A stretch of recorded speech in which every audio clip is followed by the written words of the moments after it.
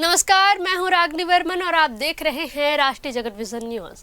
Police आरक्षक भर्ती को लेकर आज अभ्यर्थियों ने गृह मंत्री और डिप्टी सीएम विजय शर्मा से उनके निवास पर मुलाकात की। खास बात यह रही कि यह मुलाकात खुद विजय शर्मा की ओर से तय की गई थी और अभ्यर्थियों को बुलाकर उनसे सीधी बातचीत की गई। मुलाकात के बाद डिप्टी सीएम विजय शर्मा ने कहा कि पिछले 3 दिनों में एसपी स्तर पर भी अभ्यर्थियों की बातें सुनी गई और अब तक ऐसा कोई विषय सामने नहीं आया जिसमें किसी तरह की गंभीर समस्या दिखे। उन्होंने कहा कि अगर प्रावधानों के विपरीत कुछ भी गलत पाया गया है तो उस पर निश्चित रूप से कार्रवाई होगी।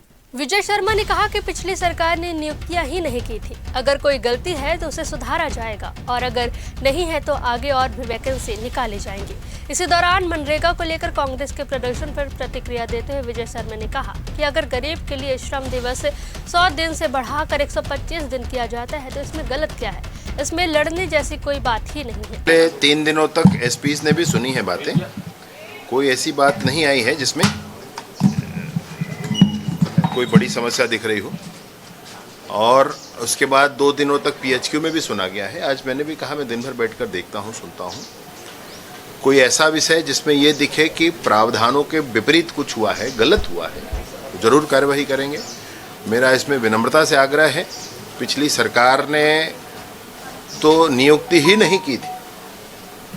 हमारे समाज में ऐसी स्थिति भी नहीं बनना चाहिए। कोई गलती है जरूर सुधारा जाएगा, नहीं है तो आगे और वैकेंसीज निकालेंगे। सबको अपना उसमें प्रयास करना चाहिए।